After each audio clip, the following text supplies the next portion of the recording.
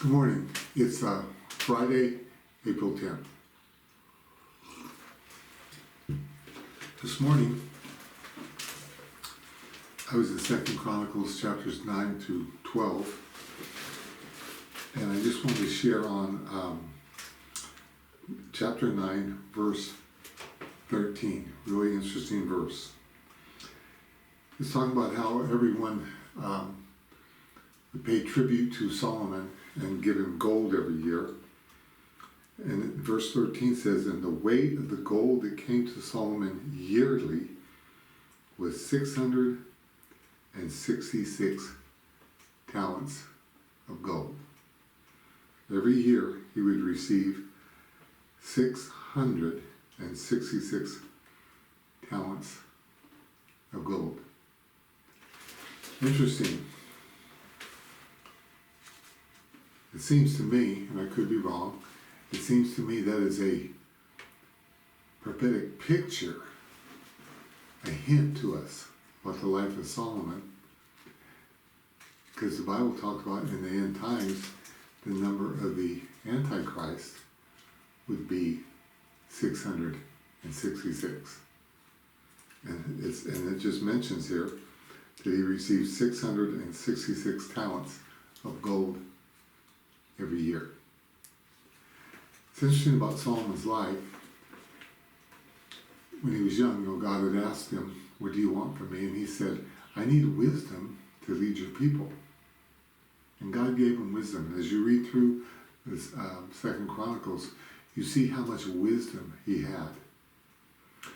And then he began to, where he almost entertained the people with his wisdom. Talked about how the Queen of Sheba came, and she was just so impressed by his wisdom.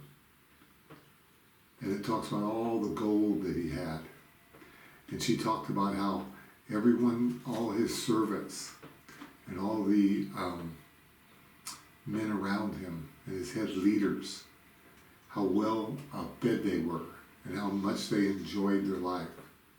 And how they just lived with all this wealth because of his wisdom.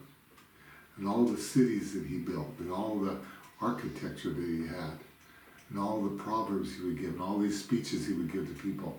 She was just amazed, and everybody was just amazed. But it's interesting because when you go into, after he died, and his son became king, the people came to his son and they said, hey, your dad, man, he was a hard taskmaster. He made us work hard. He didn't treat us right. And if you'll treat us better than your dad did, we'll really serve you. That gives us a picture of what was really going on. His friends and the people around him and the people that were high up in his government, oh, he treated them great.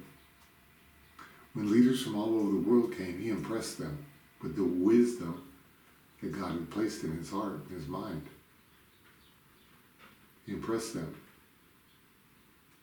But the people of the land, he treated them badly, the Bible says. They said, hey, your dad, he was a hard taskmaster. And his son was even worse. So when they asked his son to be good to them, his son went to his friends, and they all said, no, make it worse than your dad. He never taught his sons to be good leaders. It's interesting how God can teach a man. He's given us his word.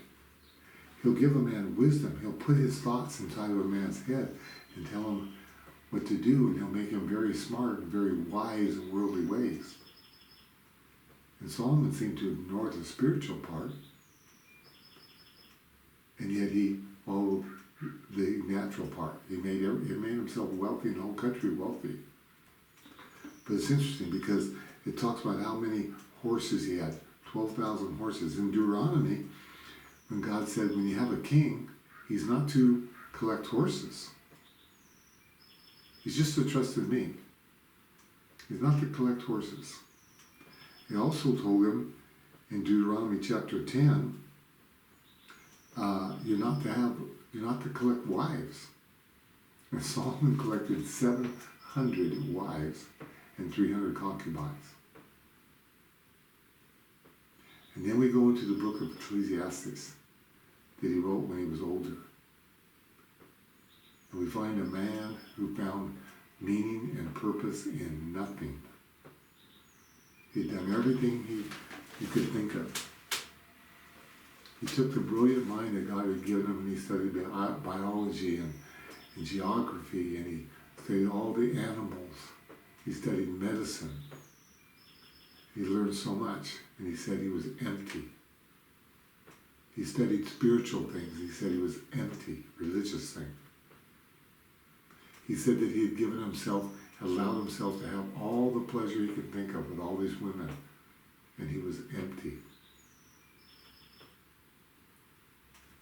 It's a picture for us. It's a warning for us. That God can pour his truth into our life, into our minds.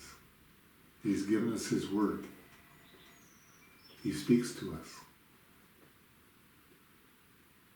And we can know it all. And we can impress people with our knowledge. And there's many that can teach really great Bible studies. But if we don't live it, we will come to nothing. If we don't live it, our life will feel as empty as if we did not even believe in him. He can give us everything, including his words. And we can speak them to other people.